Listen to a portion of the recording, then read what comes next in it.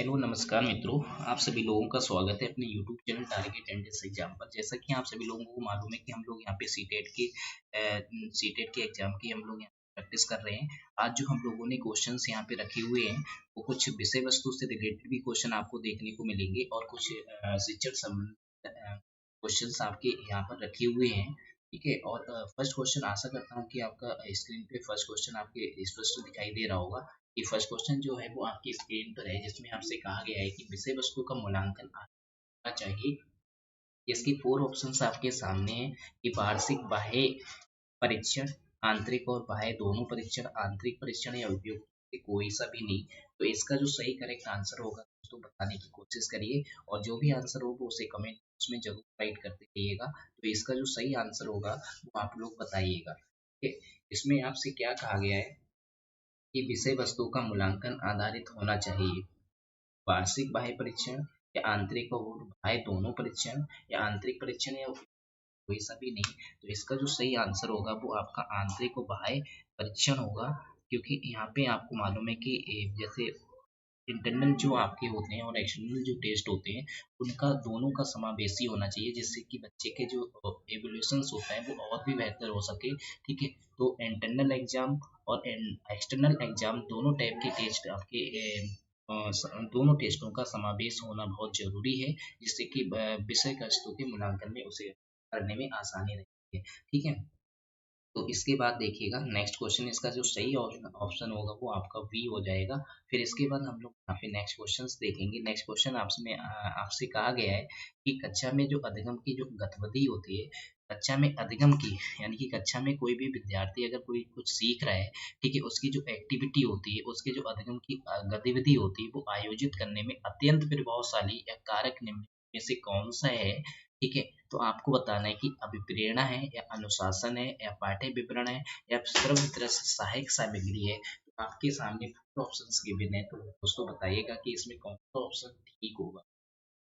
ठीक है।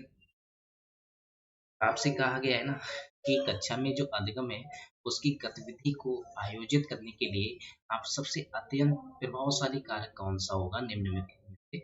इसका अभिप्रेरणा का मीनिंग होता है मोटिवेशन। ठीक है। अनुशासन आपको जानते हो डिसिप्लिन।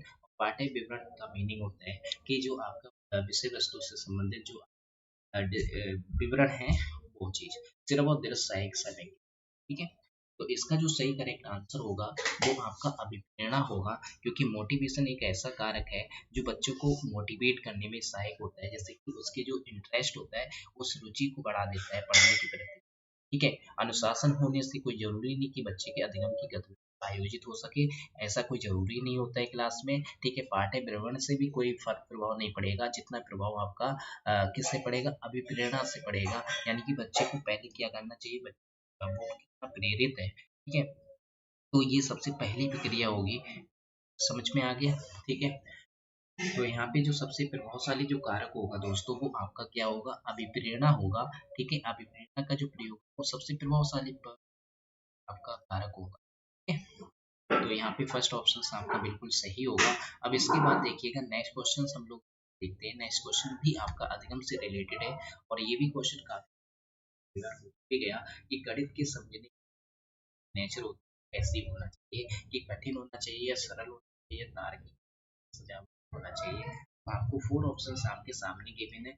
गणित शिक्षण से रिलेटेड आपके क्वेश्चन यहाँ पे दिखाए जा रहे हैं दोस्तों। और कुछ अभी हम लोगों ने जो क्लास ली थी लास्ट, तो उसमें जो था उसमें हम लोगों ने विषय वस्तु से रिलेटेड क्वेश्चंस की व्याख्या की थी। अब जो व्याख्या आप करने जा रहे हैं वो शिक्षण से रिलेटेड यानी कि गणित के शिक्षण से रिलेटेड क्वेश्चंस की व्याख्या करेंगे।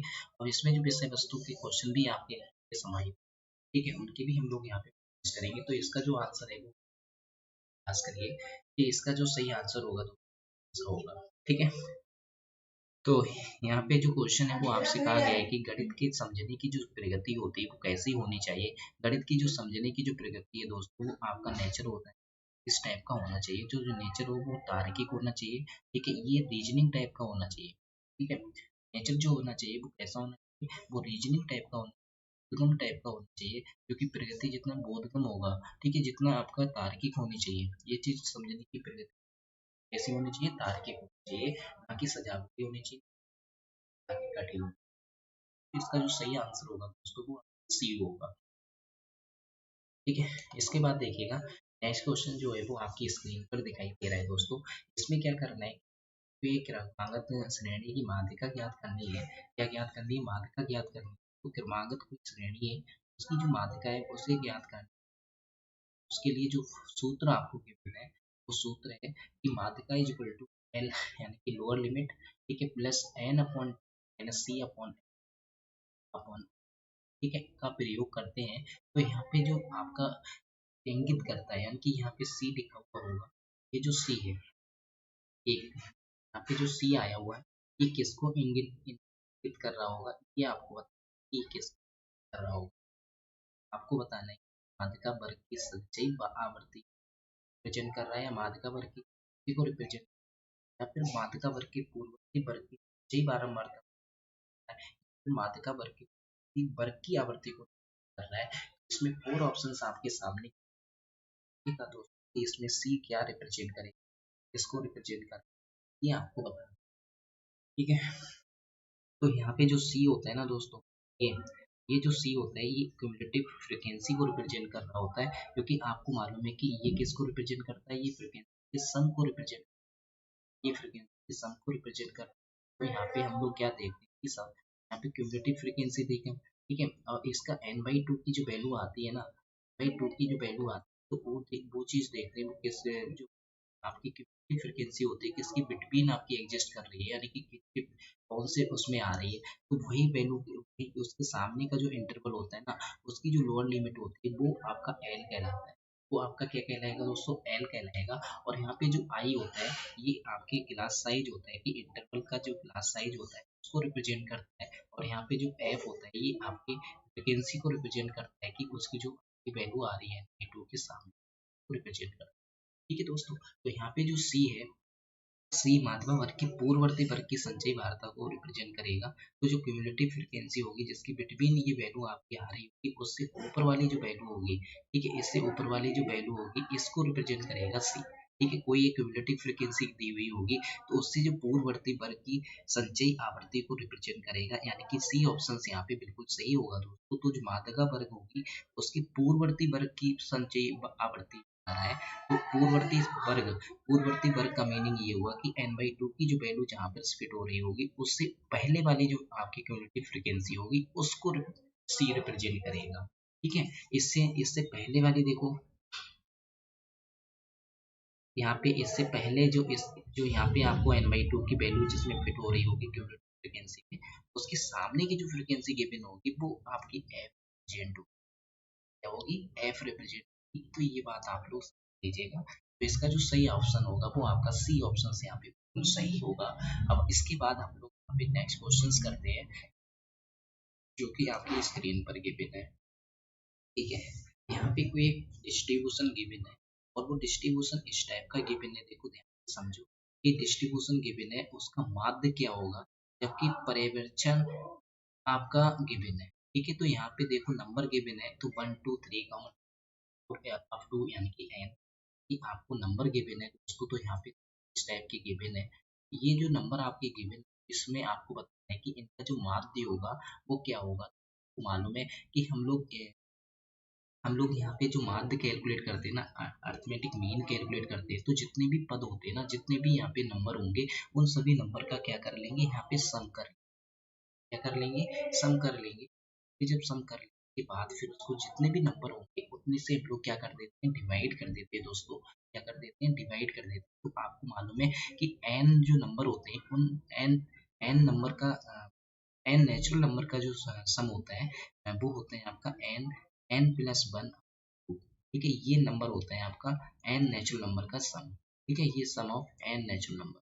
तो ये एन नेचुरल नंबर का सम का फार्मूला होता है। आपको मालूम है कि क्या करना है, माध्य कैलकुलेट करना है दोस्तों। तो माध्य कैलकुलेट करने के लिए आपको क्या करना होगा कि सम ऑफ एन नंबर, यानी कि एन टर्म्स का जो नंबर होंगे आपके एन नेचुरल नंबर उनका सम करोगे और उतने ही नंबर से आप क्या करोगे, डिवाइड करोगे। तो इनका जो सम होगा एन नंबर्स का वो आपका है दोस्तों, वो आपका आ रहा है n+1।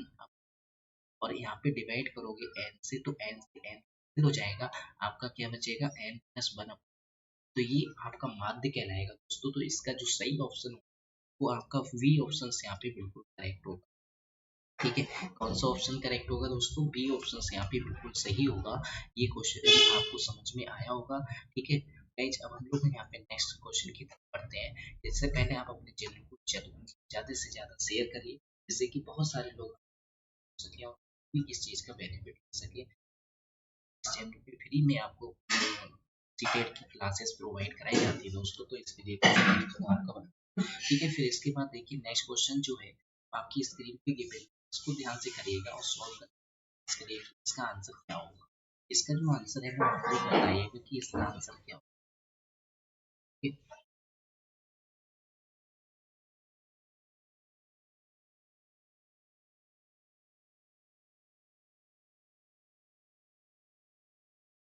यहाँ पे आपसे ये कहा गया है कि यदि किसी वृत्त की जो परिधि है, ठीक है, यदि किसी वृत्त की जो परिधि है, ठीक है, और वर्ग के परिमाप बराबर है, आपसे ये कहा गया तो उनके क्षेत्रफलों का अनुपात क्या होगा, पाई की वैल्यू दिए गए।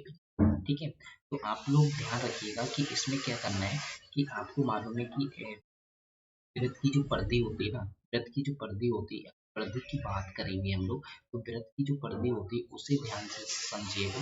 वृत्त की जो परिधि होती है, वृत्त की परिधि, तो वृत्त की जो परिधि होती है वो आपकी होती है 2 पाई आर। कितनी होती है? 2 पाई आर होती है दोस्तों। तो आपको मालूम है कि वर्ग का परिमाप, अगर वर्ग का परिमाप की बात करेंगे तो यानी परिमाप मीन, यानी कि हम लोग यहाँ पे पेरीमीटर की बात करेंगे तो पेरीमीटर आपका होता है 4a। हम लोगों ने यहाँ पे साइड अजूम कर ली, लेकिन आपको मालूम है कि वर्ग का जो परिमाप है उसकी जो परिधि है वो कैसी है, बराबर है। तो इसका मीनिंग ये हुआ कि हम लोग ए की वैल्यू 2 पाई आर की इक्वल लिख लेंगे, तो यहाँ पे ए आपका आ जाएगा 2 पाई आर अपॉन, और यहाँ पे पाई आर अपॉन 2 आप क्या होगा, ए की वैल्यू आ जाएगी। किसकी वैल्यू आ जाएगी? ए की वैल्यू आ जाएगी। हमें उन दोनों क्षेत्रफलों का अनुपात ज्ञात करना है दोस्तों। तो क्या करना है, अनुपात ज्ञात, तो यहाँ पे क्षेत्रफल का अनुपात ज्ञात, ठीक है, क्षेत्रफल का अनुपात ज्ञात करना है। तो अनुपात ज्ञात करने के लिए आपको क्या करना होगा, आपको मालूम है कि पहले वृत्त की बात हो, जो एरिया होता है वो पाई आर स्क्वायर होता है। ठीक है, और आपको मालूम है कि नीचे क्या है, वर्ग है, तो वर्ग के परिमाप, आपका जो परिमाप होता है वो क्या, वर्ग का जो परिमाप होगा वो pi R square, pi R square, ठीक है, ये होता है पाई आर स्क्वायर और 2 का होल स्क्वायर। ठीक है, ये आपका आपका हो जाएगा, क्योंकि आपको मालूम है कि साइड स्क्वायर होता है, तो साइड इसकी कितनी हो जाएगी, पाई आर अपॉन 2। ठीक है, ये साइड हो जाएगी, तो साइड स्क्वायर होता है, तो आपको मालूम है कि वर्ग का जो परिमाप हो जाएगा वो, सॉरी, वर्ग का जो क्षेत्रफल हो जाएगा वो आपका पाई आर अपॉन 2 का होल स्क्वायर राइट कर लिया जाएगा। तो इसको जब हम लोग सोल्व, यहाँ पे क्या हो जाएगा कि pi square r square into ये 4 आपका जो होगा वो ऊपर साइड पहुंच जाएगा।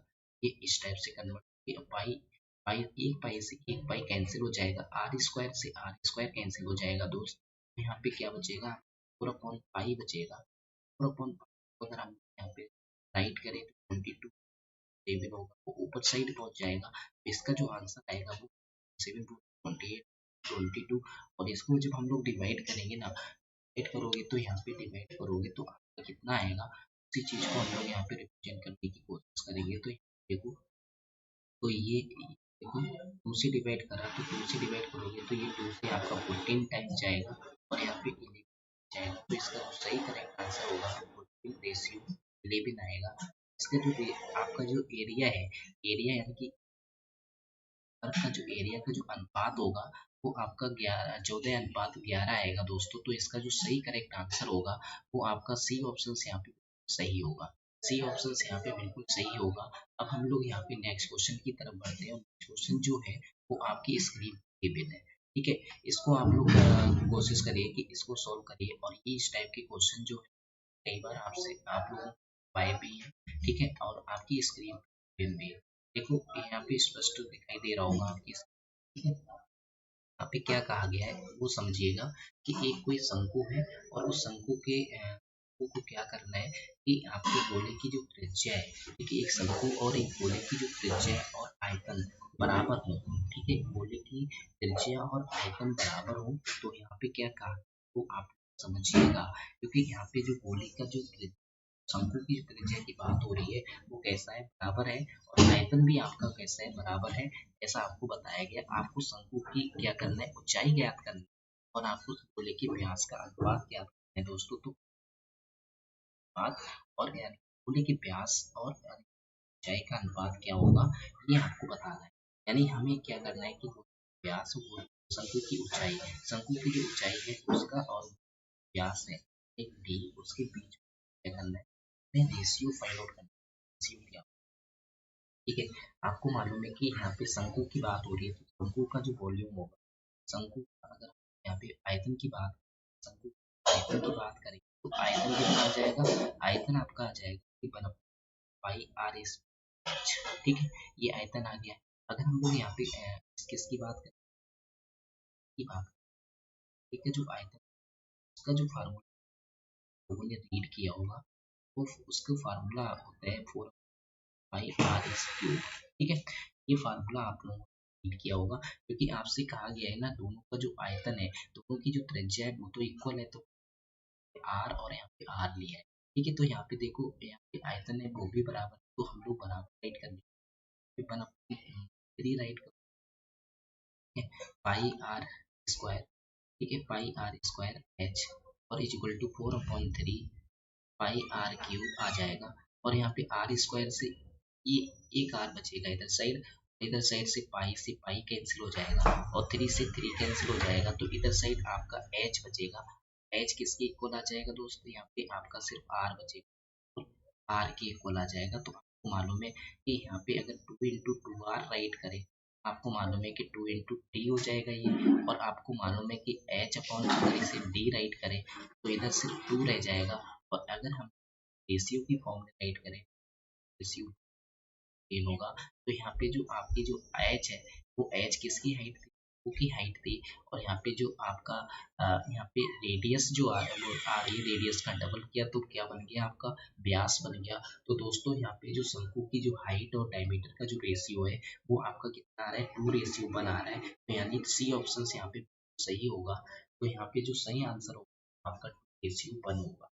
दोस्तों ये क्वेश्चन आप लोगों को समझ में आया होगा। अब हम लोग यहाँ पे नए क्वेश्चन की तरफ, क्वेश्चन जो है वो आपकी स्क्रीन पर गिवन है, देखिएगा इस क्वेश्चन को भी आप लोग सॉल्व करके देखिए, और जो भी आंसर आए ना उसे कमेंट बॉक्स में राइट करके देखिएगा कि इसका आंसर क्या होगा, ठीक है, तो आप लोग सॉल्व करिए कि इसका आंसर क्या होगा। तो यहाँ पे आप ऑप्शंस गिवन है, ठीक है, और आपसे ये कहा गया है कि यहाँ पे कोई चतुर्भुज है जो ए बी सी डी की चारों भुजाएं किसी वृत्त की स्पर्श रेखा है, ये आपसे कहा गया है। तो यहाँ पे एक हम लोग यहाँ पे एक साइक्लिक क्वाड्रिलेटरल हम लोग यहाँ पे एक वर्ग है, ठीक है, वर्ग की स्पर्श रेखा है, ठीक है, चारों भुजाएं, यानी कि इसमें कहा गया है कि एक चतुर्भुज है, ठीक है, एक चतुर्भुज है और उस चतुर्भुज की चारों भुजाएं, ठीक है, किसी वृत्त से स्पर्श करती है, चारों भुजाएं वृत्त से स्पर्श करती हैं, तो ये स्पर्श करता हुआ एक वृत्त हम लोगों ने यहाँ पे बना दिया, ठीक है, एक वृत्त हम लोगों ने यहाँ पे बना दिया। तो यहाँ पे क्या है कि एक क्वाड्रिलेटरल है, और उस क्वाड्रिलेटरल की चारों जो भुजाएं हैं वो किसी वृत्त की स्पर्श करता है, ये ऐसा आपसे कहा गया है, और जिस पॉइंट पे स्पर्श करता है उन पॉइंट को हम जूम कर लिया कि ये P है, और ये पॉइंट आपका Q है, और ये पॉइंट आपका R है, ये पॉइंट आपका S है, और यहाँ पे जो है यहाँ पे आपका A इसे क्वाड्रिलेटरल को रिप्रेजेंट करा, A यहाँ पे B, ठीक है, और यहाँ पे C, यहाँ पे D, इस टाइप से हम लोगों ने यहाँ पे राइट कर लिया, ठीक है, ये बात आप लोगों को समझ में आ रही होगी। तो आपको मालूम है कि यहाँ पे जो A B C D ये जो है ये आपके एक्सटर्नल पॉइंट है, और इन एक्सटर्नल पॉइंट से 2 स्पर्श रेखाएं ड्रॉ की जा रही है। एक स्पर्श रेखा जो आपकी, जैसे इसकी बात करेंगे इस वाले पॉइंट की ए की, तो ए से आपकी ए पॉइंट से एक ए क्यू आपकी स्पर्श रेखा है, एक आपकी ए बी ए पी स्पर्श रेखा है जो सेम सर्कल पे ड्रॉ की जा रही है और एक ही एक्सटर्नल पॉइंट से। तो इसका मीनिंग ये हुआ कि इन दोनों की जो लेंथ होगी कैसी होगी, इक्वल होगी, तो हम लोग यहाँ पे राइट कर लेंगे। तो ये थ्योरम आप लोगों ने रीड की होगी, किसी पहले बिंदु से खींची गई स्पर्श रेखाएं हमेशा बराबर होती है किसी भी सर्कल पर। ठीक है, तो यहाँ पे जो ए क्यू होगा दोस्तों, वो आपका ए पी के इक्वल होगा, आप लोगों को समझ में आ रही होगी। इसी टाइप से बी जो होगा बी आर के इक्वल होगा, और आपका जो सी एस होगा दोस्तों, वो आपका सी आर के इक्वल होगा, सी एस सी आर के। ठीक है, और फिर इसके बाद देखिएगा एस डी जो होगा वो पी डी के इक्वल होगा। एस डी किसके इक्वल होगा, पी डी के इक्वल होगा। तो ये इक्वेशन आपकी सारी बन जाएंगी, और ये क्वेश्चन आपने 9th या में रीड किया होगा सब वाले चैप्टर में। तो इसको हम लोग सॉल्व करने की कोशिश करेंगे, क्योंकि इसमें चारों इक्वेशंस को हम लोग क्या कर लेंगे, ऐड कर। ठीक है, चारों इक्वेशन को ऐड करेंगे। ऐड करने पे आपको क्या मिलेगा उस चीज को समझिएगा। A Q plus B Q और plus C S plus S D और is equal to A P और plus B R plus C R और प्लस पी डी। अगर हम लोग यहाँ पे देखो इन चारों साइड को अगर हम लोग यहाँ पे ऐड करते हैं, ऐड करने पे ए क्यू प्लस बी हो गए, आपको मिलेगा ए बी। ठीक है, क्या मिलेगा दोस्त, ए बी मिलेगा। और सी एस में एस डी ऐड करोगे, सी एस में एस डी ऐड करोगे, साइड मिलेगी, वो मिलेगी आपकी कौन सी, वो मिलेगी आपकी सी डी। ठीक है, सी डी और इज इक्वल टू इसी टाइप से A P plus B R अगर हम लोग यहाँ पे ऐड करेंगे तो आपको मिलेगा A P plus B R. ठीक है, A P plus B R और यहाँ पे C R plus P D. यहाँ पे ए पी के साथ में अगर हम लोग पी डी ऐड करें, इस वाली साइड को, इस वाली साइड को और इस वाली साइड को अगर एक साथ ऐड करोगे तो मुझे लगता है कि ए डी मिलेगा, और क्या मिलेगा, ए डी। इन बी आर इतने को अलग ऐड करिए तो B R plus C R add करोगे तो आपको मिलेगा बी सी, मिलेगा बी सी। तो ये आपका प्रूफ होके आया। तो इसका मतलब ये जो रिलेशन आपका आ रहा है, ये देखो ये वाला रिलेशन कोई मैच हो पा रहा है कि नहीं। अब जैसे यहाँ पे A B plus C D equal B C plus A D, यानी कि बी ऑप्शन आपका सही होगा, यानी कि बी ऑप्शन आपका बिल्कुल। ये जो इस वाले क्वेश्चन का जो सही आंसर है वो आपका यहाँ पे बिल्कुल सही है। ठीक है, बी ऑप्शन ठीक है। तो यहाँ पे बी ऑप्शन आपका बिल्कुल सही होगा। अब हम लोग यहाँ पे नेक्स्ट क्वेश्चन की तरफ, नेक्स्ट क्वेश्चन आपकी स्क्रीन पर है दोस्तों। ठीक है,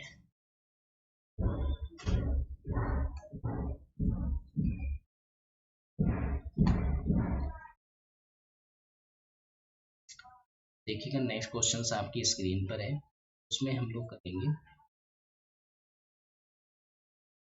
नेक्स्ट क्वेश्चन में जो है वो आपसे क्या कहा गया है कि यहाँ पे कोई ट्रायंगल है, और उस ट्रायंगल को आपको क्या करना है कि इसमें एंगल के फाइंड आउट करना है कि बी एंगल आपका कितना होगा।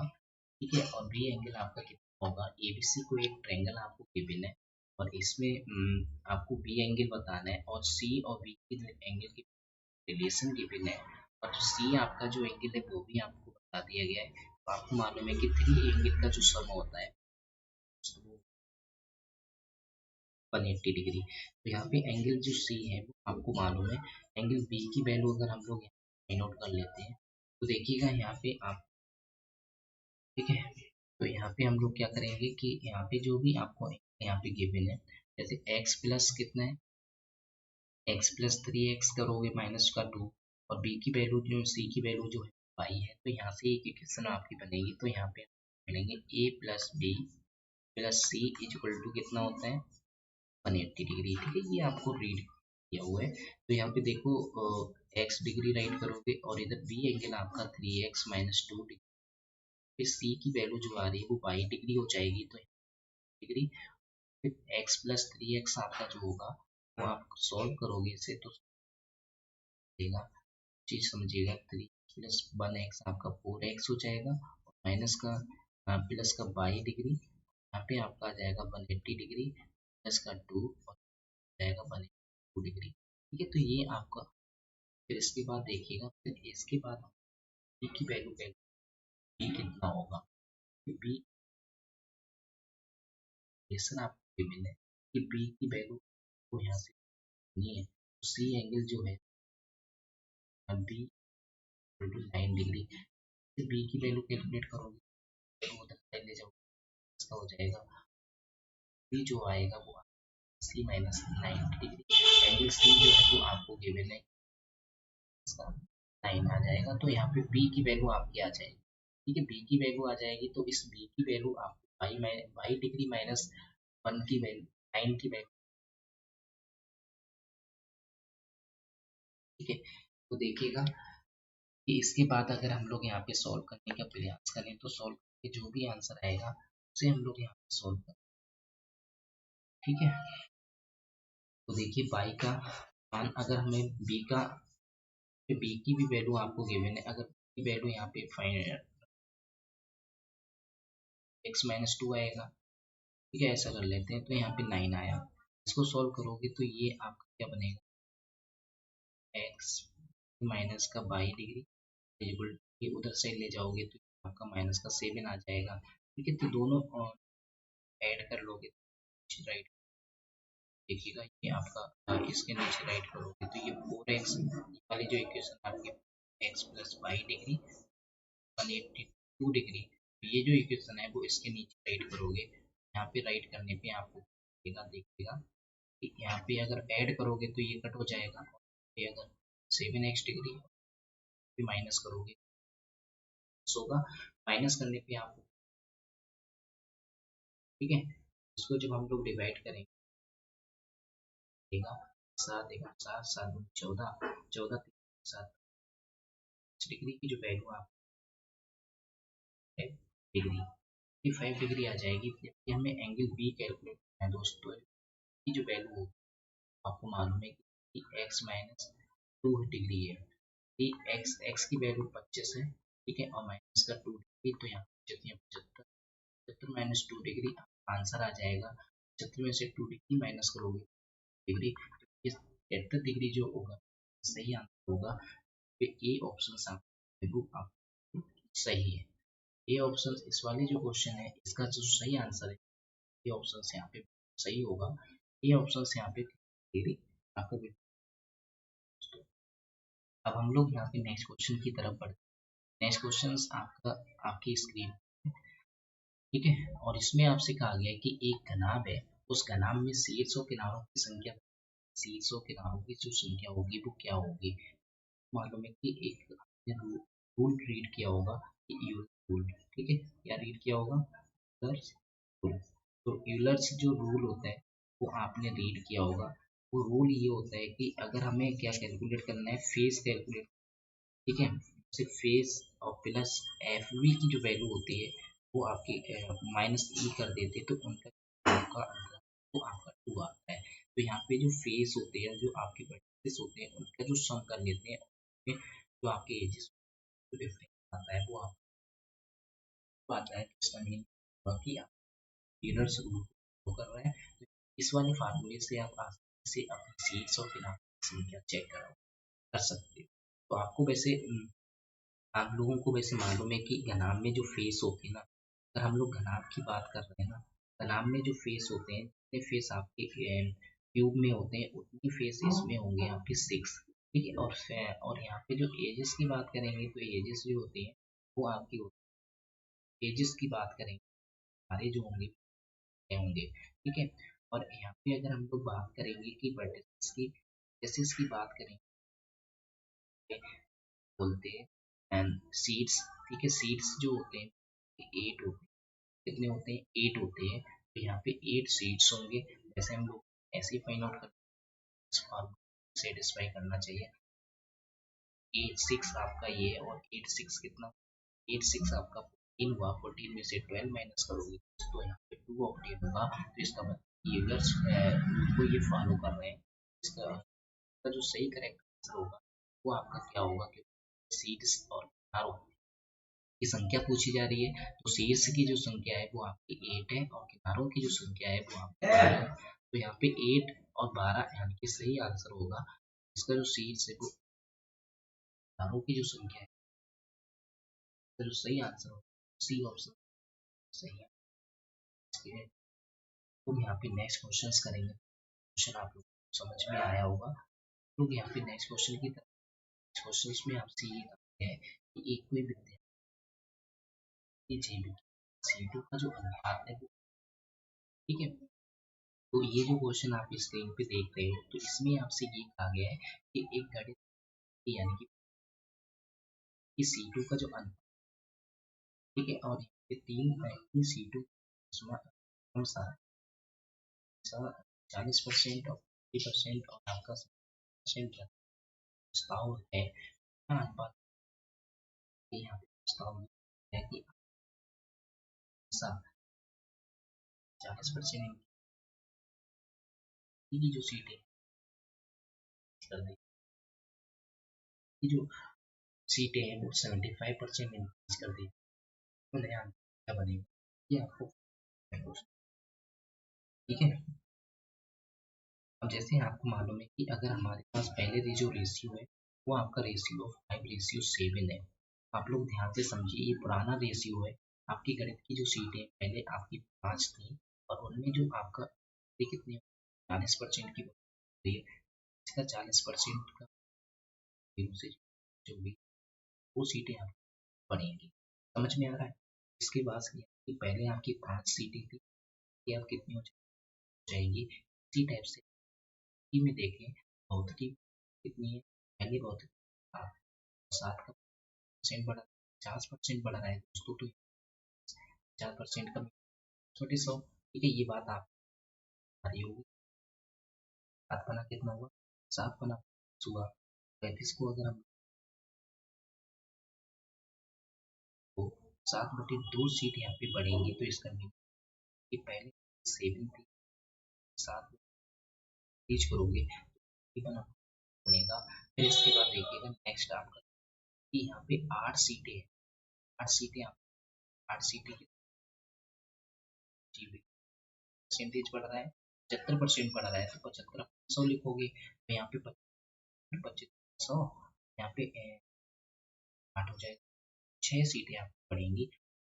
ये जो सीट थी आपकी 7 GB की कितनी है, पहले 8 थी, 6 बढ़ के आप हो जाएंगी 14, ठीक है। 6 बज के कितने हो जाएंगी, 14 हो जाएंगी बढ़ के। तो आपका जो यहाँ पे रेशियो होगा, इसका रेशियो में कि न्यू आपकी जो सीटें होंगी वो 7 रेशियो रेशियो, ये आपका नया रेशियो है। तो यहाँ पे 2 से मल्टीप्लाई करेंगे तो 7 में 14 बनेगा, 14 और यहाँ पे 21 और यहाँ पे 14 में 28, ठीक है। ये आपका आ जाएगा और ये जो रेशियो आएगा वो एक रेशियो आपका न्यू रेशियो कहलाएगा। क्या कहलाएगा, न्यू रेशियो कहलाएगा। तो यहाँ पे ये न्यू रेशियो होगा, ठीक है, न्यू रेशियो होगा। तो इसको और थोड़ा सा डिवाइड करेंगे, 7 से डिवाइड करके देखते हैं, 7 2 जा 15 और 7 3 जा 21 और यहाँ पे आपका आ जाएगा 7 4 जा 28। इसका जो नया रेशियो आएगा दोस्त वो आपका आएगा 2:3:4 आएगा। तो इसका जो सही करेक्ट आंसर होगा वो आपका ए ऑप्शन से यहाँ पे सही होगा। तो ये क्वेश्चन आप लोगों को समझ में आया होगा। अब हम लोग यहाँ पे नेक्स्ट क्वेश्चन करते हैं। जब भी इस टाइप के क्वेश्चन आएंगे तो आपको इसी टाइप के करने होंगे, ठीक है। अब हम लोग यहाँ पे नेक्स्ट क्वेश्चन की तरफ बढ़ते हैं। नेक्स्ट क्वेश्चन आपकी स्क्रीन पर है। इसमें आपसे क्या कहा गया है, आपसे कहा गया है कि दो संख्याओं का जो अनुपात है वो आपको 3:5 गिवन है, ठीक है। कितना है, 3:5 गिवन है। ये आपको दो संख्याओं का अनुपात गिवन है। आपसे कहा गया कि प्रत्येक में से 9 घटाया जाए तो नई संख्याओं का जो अनुपात है वो इतना हो जाता है। तो छोटी संख्या आपको फाइंड आउट करनी, तो छोटी संख्या फाइंड आउट करने के लिए आपको क्या करना होगा कि यहाँ पे जो संख्या है वो अजूम कर लीजिए। जब भी आपको रेशियो गिवन होता है तो हम लोगों ने अजूम कर लिया कि आपकी संख्या है वो आपकी जो संख्या है इसमें स्मॉलर, जिसका नंबर स्मॉलर होगा वो स्मॉलर आपका छोटी संख्या हो जाएगी। तो छोटी संख्या आपकी क्या होगी, छोटी जो संख्या होगी दोस्त वो आपकी हो जाएगी 3x और आपकी जो बड़ी संख्या होगी वो आपकी क्या हो जाएगी, बड़ी संख्या आपकी हो जाएगी 5x, 5x हो जाएगी। लेकिन आपसे क्या कहा गया है कि प्रत्येक में से 9 माइनस किया जाए, यानी 3x में से 9 माइनस करा और 5x में से 9 माइनस करा तो न्यू रेशियो आपका क्या बनता है, न्यू जो अनुपात है वो आपका 12/23 बन जाता है, यानी कि 12:23 बनेगा। तो यहाँ पे अगर हम लोग सॉल्व करने की कोशिश करेंगे तो यहाँ पे क्रॉस मल्टीप्लाई करना पड़ेगा। क्रॉस मल्टीप्लाई करोगे तो यहाँ पे 20 की मल्टीप्लाई करोगे तो ये 69 आएगा, ठीक है। थ्री थ्री जा 9, 3 3 जा 9 हो जाएगा और 69x आएगा और इधर मल्टीप्लाई करोगे तो ये आपको मिलेगा 9 3 27, 9 3 27 9 दूनी 18, 2 20, 207। ठीक है, इधर मल्टीप्लाई करोगे तो 60x माइनस 108 आएगा। और यहाँ पे अगर हम लोग सॉल्व करने की कोशिश करेंगे तो इधर ला के ये माइनस करोगे तो 9x हो जाएगा, और ये 207 माइनस का 108, 108 माइनस करोगे तो यहाँ पे आपका जो आएगा कैलकुलेट होगी दोस्त वो आपका आएगा। ठीक है, उससे कैलकुलेट करोगे तो ये 99 आएगा, और 99 को यहाँ पे x की वैल्यू फाइंड आउट करोगे तो 9 से डिवाइड करने पे आपका 11 मिलेगा। तो x की जो वैल्यू यहाँ से फाइंड आउट होके आएगा दोस्तों वो आपका आएगा 11। कितना आएगा? 11 आएगा। तो यहाँ पे x की वैल्यू आपकी 11 होगी, और 11 होगी तो यहाँ पे छोटी संख्या आपको फाइंड आउट करनी है। छोटी संख्या आपकी क्या होगी? तो छोटी संख्या फाइंड आउट करने के लिए आपको x कैलकुलेट करना पड़ेगा, और 3 इंटू 11 करोगे तो 11 3 आपका 33 हो जाएगा। 33 हो जाएगा, तो 33 में क्या करोगे कि 33 आपका ठीक करेक्ट आंसर होगा, और यहाँ पे बी ऑप्शन आपका बिल्कुल सही होगा। ठीक है, बी ऑप्शन आपका यहाँ पे बिल्कुल सही होगा। तो इसका जो सही आंसर होगा बी ऑप्शन यहाँ पे सही होगा। अब हम लोग यहाँ पे नेक्स्ट क्वेश्चन की तरफ ध्यान देते हैं। नेक्स्ट क्वेश्चन आपकी स्क्रीन पर इस टाइप से है। ठीक है, नेक्स्ट क्वेश्चन इस टाइप से आपको क्वेश्चन समझ में आ रहे होंगे दोस्तों, आशा करता हूँ। ठीक है, तो यहाँ पे देखिए नेक्स्ट क्वेश्चन है वो आपका a प्लस बी का होल क्यूब है, और उसे इस टाइप से लिखा गया है। तब आपको बताना है कि A B greater than zero होगा, A B greater than zero होगा, या फिर A B less than zero होगा, या A is equal to zero होगा, या फिर B is equal to zero होगा, या A is equal to minus B होगा। ठीक है, उपयुक्त में से कोई नहीं। तो यहाँ पे 3 ऑप्शंस आपके 4 ऑप्शंस यहाँ पे गिवन है, तो इनमें से बताना है कि कौन सा ऑप्शन आपका बिल्कुल सही होगा। तो दोस्तों यहाँ पे बताना है, ठीक है, आपको मालूम है कि यहाँ पे ए प्लस बी लिखा हुआ है, इसका होल क्यूब जो आप राइट करोगे तो A cube plus B cube write करोगे, और यहाँ पे देखिएगा इसका होल क्यूब अगर हम लोग यहाँ पे ओपन करने की कोशिश करेंगे तो A cube plus B cube plus 3ab, और यहाँ पे ए प्लस बी आ जाएगा, और इसको राइट करोगे तो A cube plus B cube, और यहाँ पे ये कट हो जाएगा, ये कट हो जाएगा, और क्या बचेगा यहाँ पे 3ab, और यहाँ पे a प्लस बी बचेगा, और इज इक्वल टू जीरो बचेगा। और यहाँ पे अगर हम लोग a प्लस बी की वैल्यू जो होगी वो आपकी जीरो जीरो होगी, क्योंकि ये तो जीरो हो नहीं सकता। ठीक है, ये तो जीरो हो जाएगा, फिर जीरो हो जाएगा, फिर यहाँ पे देखो ए प्लस बी जीरो होगा, या फिर यहाँ पे ए इंटू बी आपका जीरो हो जाएगा। और दोनों इक्वेशंस अगर हम लोग यहाँ पे राइट करेंगे तो यहाँ पे देखिएगा कि a माइनस बी भी आपका क्या होगा? जीरो होगा। ठीक है, a माइनस बी भी आपका जीरो होगा। अगर इन दोनों इक्वेशन से अगर हम लोग यहाँ पे देखें तो इसकी जो आइडेंटिटी होगी a माइनस बी का होल स्क्वायर वाली, तो उससे हम लोग ये कह देंगे we can also say that कि a minus B is equal to zero. a minus B is equal to zero, तो इसका मीनिंग ये हुआ कि a is equal to B.